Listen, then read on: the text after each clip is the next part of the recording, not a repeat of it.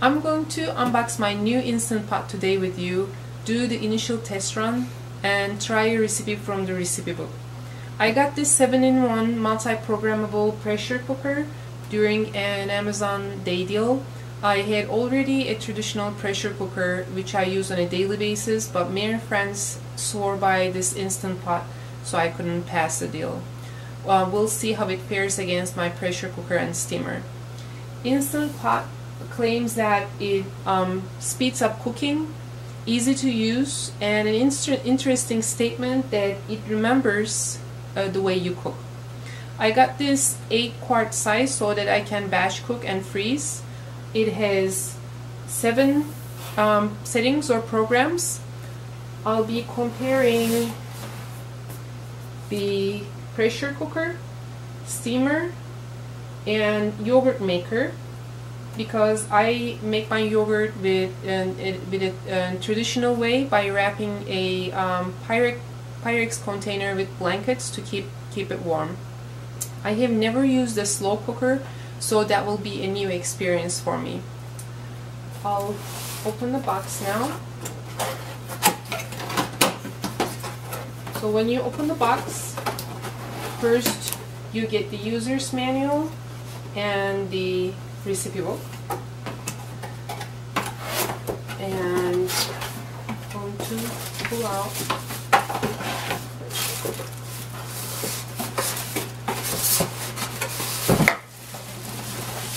there comes my new toy.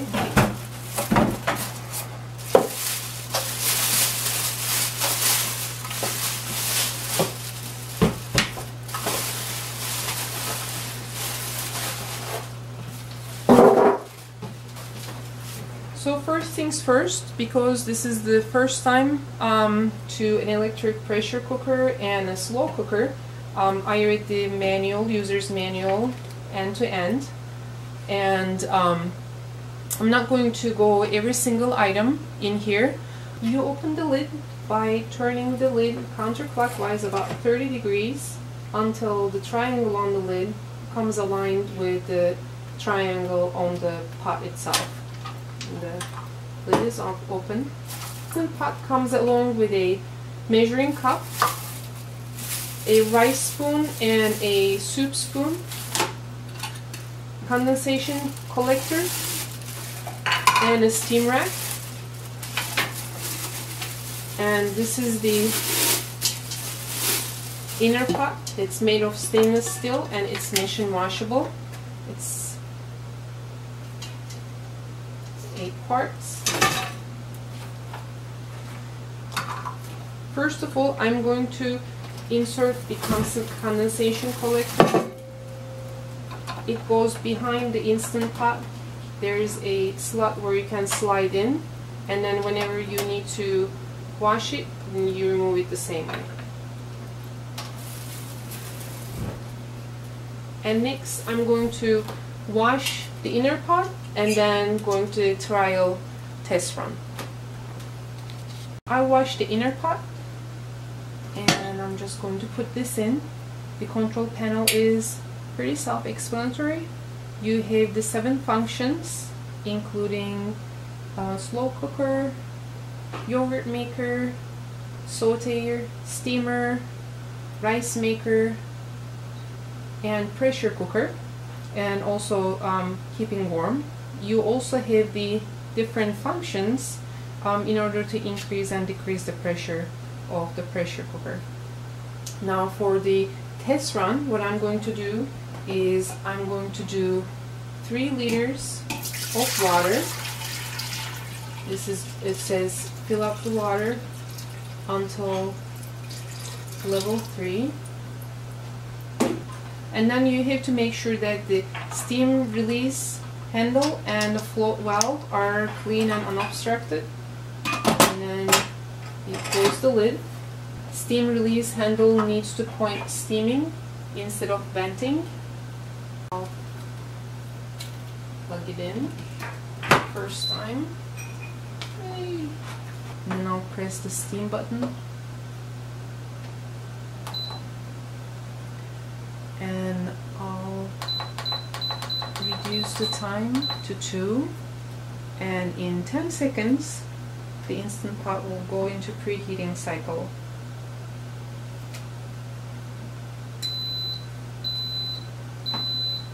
There we go, the initial test run. You can hear the water boiling inside. It's been a few minutes. The steam started to come out for like 30 minutes or so until the float valve popped up, and now the Instant Pot is sealed. I can still feel the water boiling inside. It's very hot over here. It actually says do not touch. Within a minute or two the pressure will be reached and the countdown timer will begin, and once the countdown is finished the Instant Pot will beep and automatically go into keep warm mode. So I'll be right back when we are in keep warm mode and I can turn on and open the lid. Countdown timer has started down from 2 minutes, and once it's finished, yep, we heard the beep, and now it's going to automatically going into keep warm mode. Awesome. Initial test run complete. Now I'll press the keep warm cancel button, and once the pot cools down I can open it, and I'm going to try my first recipe. In order to safely open the lid, first you have to make sure your cooking program is complete and keep warm cancel light is on, or you can press keep warm and cancel in order to terminate the program that you were running.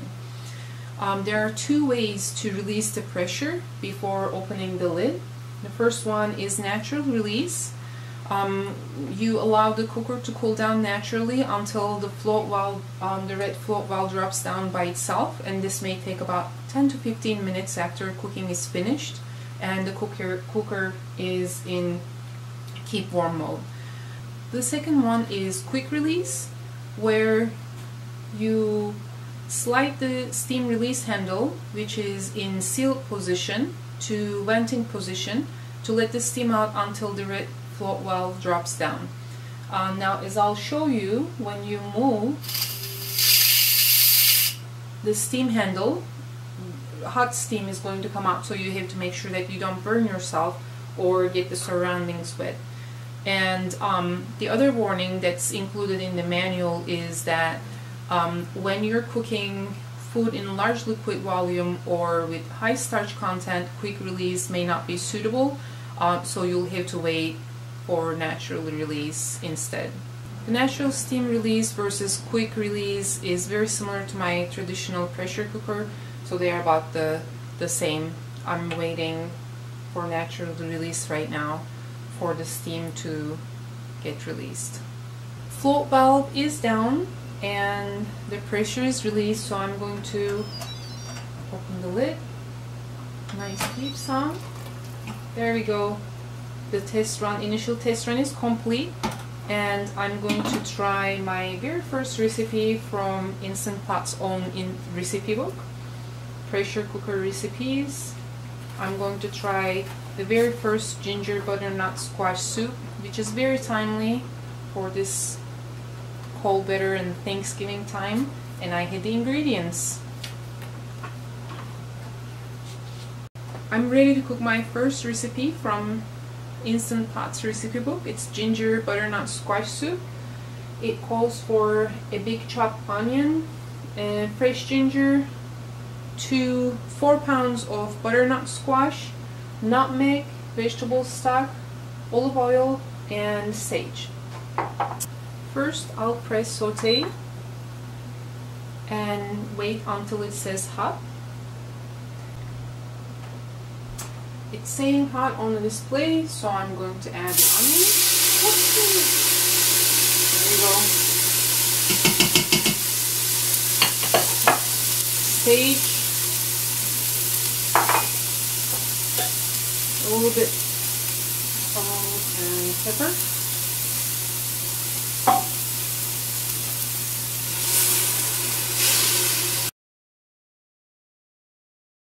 This is pretty much like sauteing in a regular pot. I haven't added any oil or water though. Onions are becoming mushy.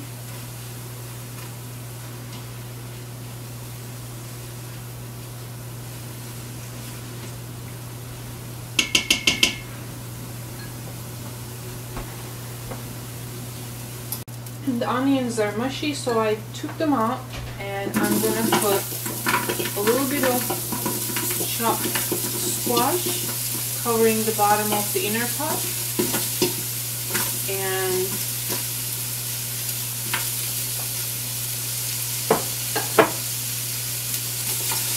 let them brown.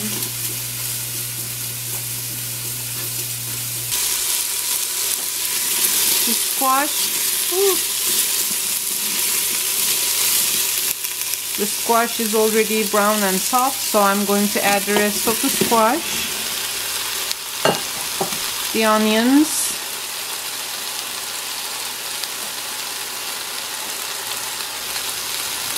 fresh ginger,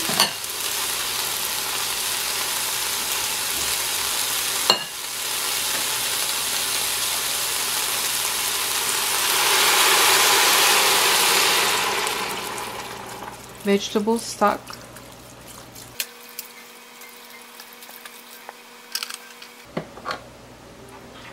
and a little bit of nutmeg.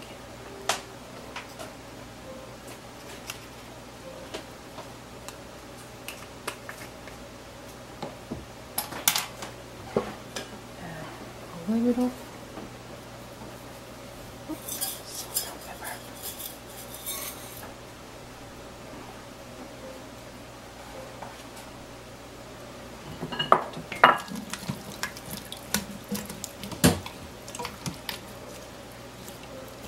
A little bit more.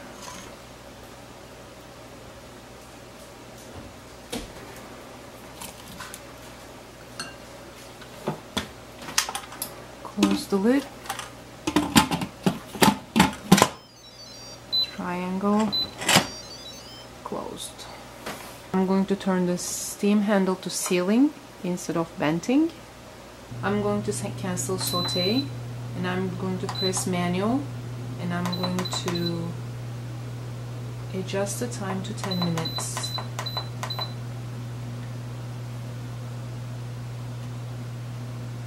And wait until the soup is ready.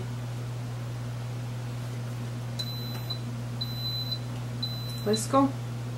10 minutes has passed and cooking is complete. Instant Pot let us know that it is finished by beeping.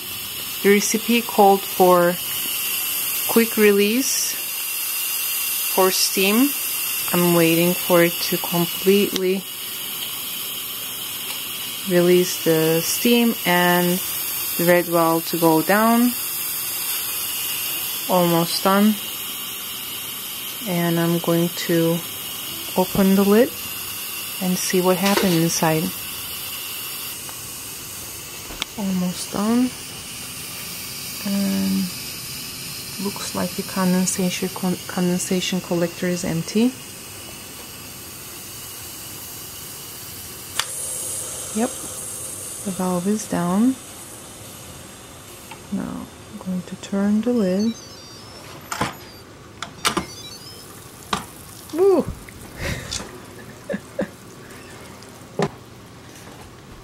There we go. The soup is ready. Now I just need to blend it.